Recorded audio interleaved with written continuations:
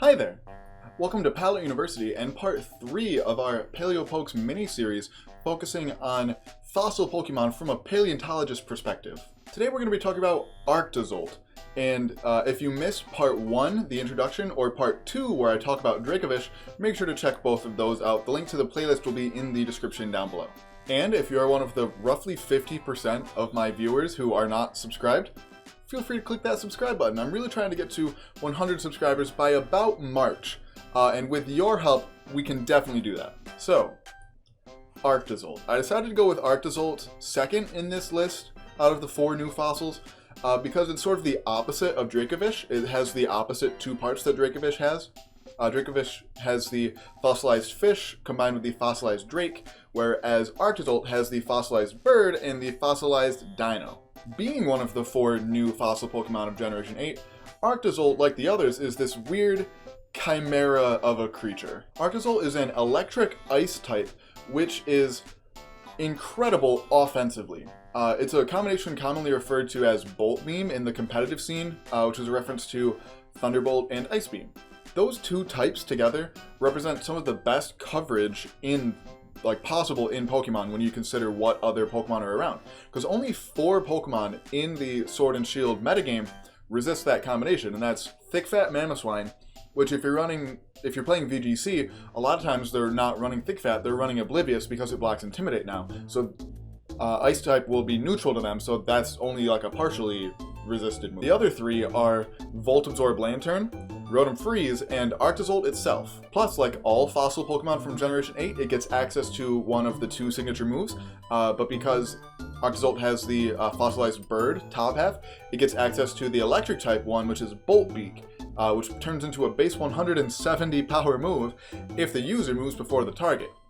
However, Arctozolt's base speed is only 55, so that's not the best use of Arctozolt's moves. The only really feasible way for that to happen is in doubles and you have Trick Room set up, which there are usually better Trick Room options than Arctozolt. But regardless, there's a reason why Dracovish is the one taking over the competitive scene right now and not the other 3 fossils. But this is not a competitive analysis.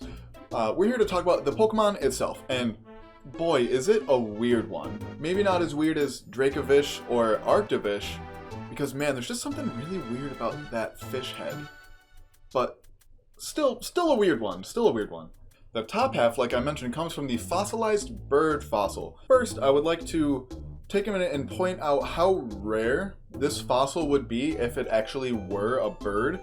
Birds are kind of notorious in paleontology because they don't preserve well at all. Because think about bird bones.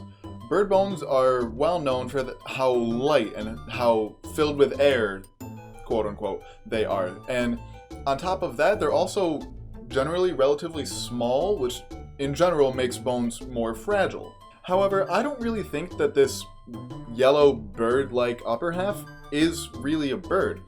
Rather, I think it's a very bird-like dinosaur, and I've got 2 reasons for that. The first is that it has what appear to be teeth in its mouth, and the second is that it has 3 very clear fingers, neither of which birds presently have.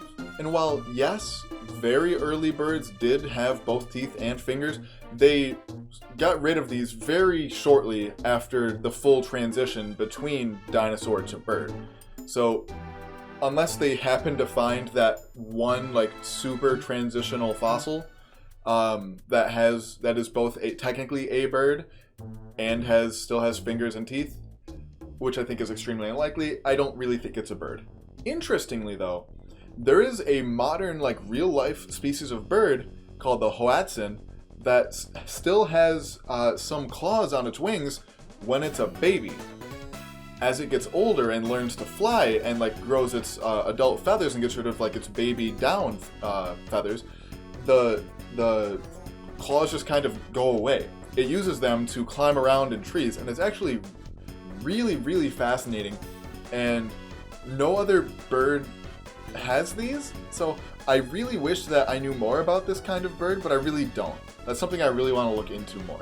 Arctozolt, on the other hand, doesn't seem to have feathers other than what might be feathers on the top of its head, and even if those are feathers, they're definitely just for decoration. They don't help in flight at all.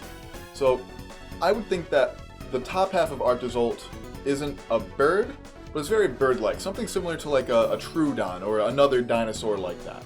Close to birds, but not quite there. The bottom half, on the other hand, is where Arctozolt really gets pretty weird.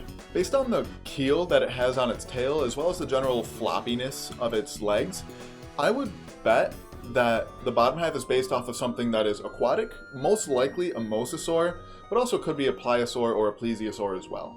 I would lean more toward a mosasaur, mostly because of that keel on its tail. To my knowledge, we don't have any evidence of a plesiosaur or a pliosaur with a keeled tail, because they don't use their tail for propulsion. They use their paddles to sort of fly through the water, whereas a mosasaur uses its tail for propulsion and uses its front flippers for steering. So because of that keel on the tail, I'm almost positive that this bottom half came from something similar to a mosasaur. So that is going to wrap up this part of the mini-series. There's going to be a brief break in this series just to do some sort of year-end, 2019 wrap-up type content for you guys. Plus also just to give me some time at home. I'm actually flying out probably at the time you see this, probably today. I'll probably be on a plane by the time this goes live. Just to spend some time with family for the holidays, so hopefully you guys can understand that. We'll be picking things back up with this series, hopefully in the first or second week in January, with not quite the next fossil. We're going to take a couple episodes to talk about just some general fossil things in between talking about the other two fossils from Generation 8. But we'll get there when we get there. Make sure to follow us on Twitter at Pallet_U to keep up on all things Pokemon science. If you're feeling generous, we do have a Patreon, the link to which will be down in the description below. And as always, there's a time and place for everything.